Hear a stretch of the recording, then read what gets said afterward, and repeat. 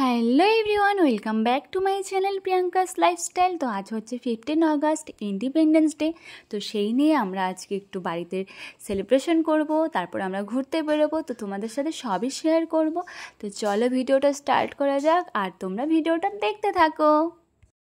এখন বাজে 6:30 আর ও সকাল সকাল স্নান সেরে ফ্ল্যাগ লাগিয়ে নিল। আর এখন আমরা চলে যাব বাড়িতে, কারণ বাড়িতেই আমরা পতাকা উত্তোলন করব।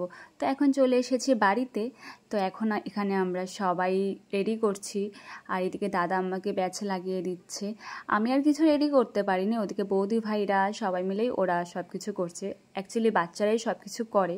তো এখানে দাদা বৌদি ভাই ওরা হেল্প করছিল, দাদাই সব অ্যারেঞ্জ করে দিয়েছিল, কিন্তু এখানে বাচ্চারা সবাই মিলেই পতাকা উত্তোলন করা হয়।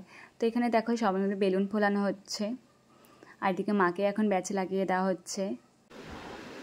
আর এই হচ্ছে আমাদের বাড়ির সব থেকে লিটল মেম্বার, এখন ওকে ব্যাচ লাগিয়ে দেওয়া হলো। তো আমাদের এখন সবার মোটামুটি ব্যাচ লাগানো কমপ্লিট। তো আমরা এদিকে এখন সবাই চলে এসেছি, একদম পুরো রেডি হয়ে গেছে। সাজানোটা দেখো কেমন হয়েছে। আসলে টাইম কম এখন, তার মধ্যে আমরা একটু পরে ঘুরতে বেরিয়ে পড়বো, তো এই জন্য শর্ট টাইমে যেটুকু পেরেছে। তো এখানে দেখো দাদা এখন ওদেরকে দেখিয়ে দিচ্ছে। ওরা হচ্ছে বাড়ির সব থেকে ছোট ছোট ছোট মেম্বার। আমার ভাগনা ভাস্তা আর ভাই আছে, তো ওরা সবাই মিলেই করছে। ৭৮তম স্বাধীনতা দিবস। আজকের দিনটি আমাদের প্রত্যেক ভারতবাসীর কাছে অত্যন্ত গর্বের এবং আনন্দের। আজকে ৭৮তম স্বাধীনতা দিবসে আমাদের পরিবারের পক্ষ থেকে এখন পতাকা উত্তোলন করতে যাচ্ছে আমাদের ছাত্রজীবন দেবজিৎ সাহা, দিশান সাহা ও অঙ্কুশ সাহা।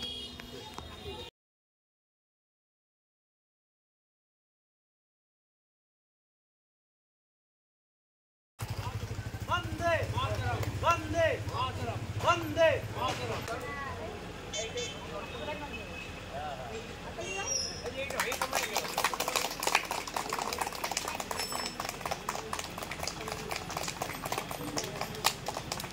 দিশান শাহ যে স্বাধীনতা দিবস উপলক্ষে যে স্পিচ তৈরি করেছে, প্রথমে দেবজিৎ শাহকে বলছি তার স্পিচ রাখার জন্য।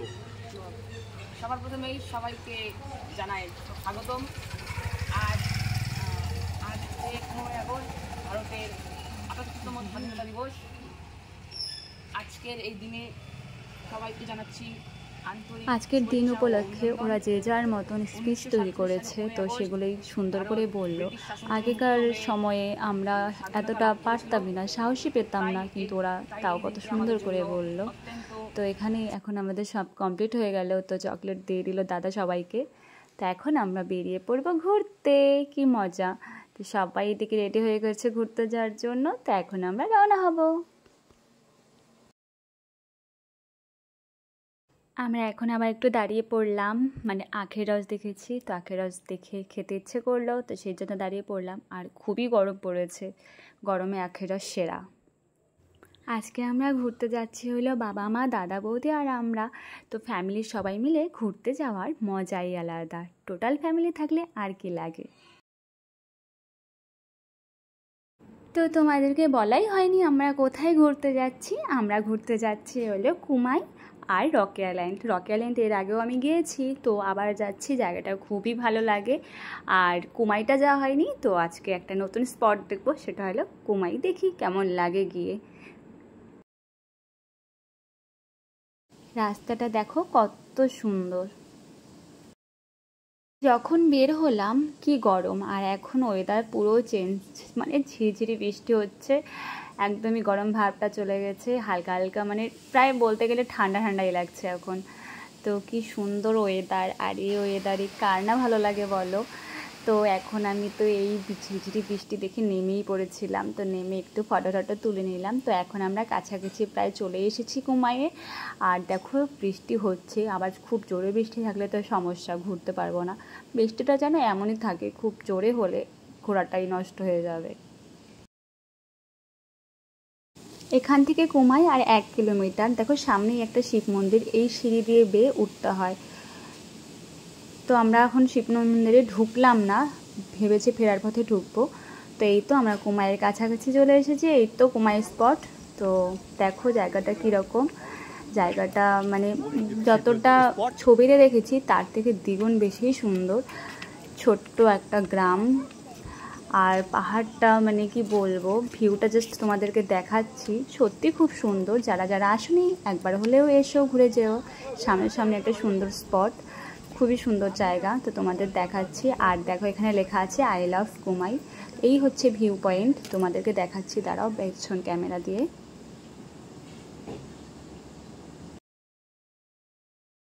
সত্যি ভীষণই সুন্দর জায়গা, এত কাছে যে এত সুন্দর পাহাড় দেখবো ভাবতে পারিনি। ছোট ছোট ঘর, ছোট ছোট কটেজ, ছোট ছোট হোমস্টে দিয়ে খুব সুন্দর, মানে খুবই সুন্দর, ভীষণই ছোট্ট একটা সুন্দর গ্রাম। ওই সামনেই শিব মন্দির, এই তো দেখালাম। তো এই শিব মন্দিরে এখনও যাইনি, যাওয়ার পথে মানে ভেবে রেখেছি যাব, দেখা যাক কি হয়। তো খুবই সুন্দর জায়গাটা। তো আমরা এখন ঘুরে দুপুরের খাবার খেতে চলে এলাম। আসলে যখনই আমরা এখানে এসে পৌঁছেছি তখনই এখানে একটা সামনেই ছোট্ট দোকান ছিল। দোকানে আর কি ম্যাগি সেদ্ধ আর এমনি বিস্কিট, চিপস এসবই পাওয়া যায়। আর নিজেদের জন্য ওরা রান্না করে খায়, তো সেই জিনিসগুলোই এখানে ছিল। তো আমরা বলেছিলাম যে আমাদেরকে রান্না করে দিতে পারবে কি, তা বললো পারবে, ওদের যা যা আছে সেগুলো দিয়েই অ্যারেঞ্জ করে দিতে পারবে। তো আমাদেরকে এখন ডাল, কোয়াশা আর ডিম অমলেট আর পাঁপড় ভাজা দিয়েছিল। তো খাবারগুলো খুব টেস্ট ছিল, তো ভালোই লেগেছিল। আমরা এখন কুমাই থেকে রক আইল্যান্ডের উদ্দেশ্যে বেরিয়ে পড়লাম। আর কুমাই থেকে রক আইল্যান্ডের ডিস্টেন্স 2 থেকে 3 কিলোমিটারের মতনই হবে। তো এখন বিকেল হয়ে আসছে, হয়তো আর আমরা বেশি টাইম পাবো না, তো দেখি কতক্ষণ সময় থাকা যায়। তো আমরা এখন রক আইল্যান্ডে এসে পৌঁছলাম। এই হচ্ছে রক আইল্যান্ড, চারিপাশে ওই পাহাড় আর একটা নদী। নদীটা খুব সুন্দর, তো চলো তোমাদের সামনে গিয়ে দেখাচ্ছি। নদীর স্রোতটা আমি যখন এর আগে এসেছিলাম ভীষণ ভয়ঙ্কর ছিল, তো দেখি আজকে কীরকম। তো সামনে গিয়ে দেখি, তো চলো তোমাদেরকে গিয়ে দেখাচ্ছি।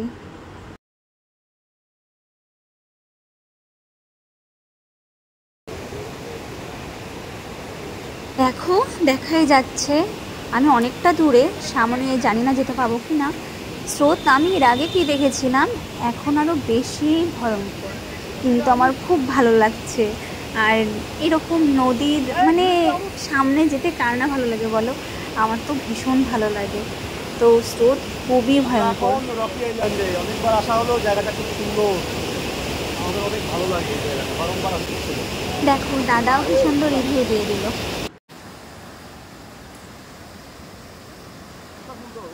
আমি আর দাদাই যা সামনাসামনি এসেছি এতটা, বাড়ির সবাই অনেকটা দূরে।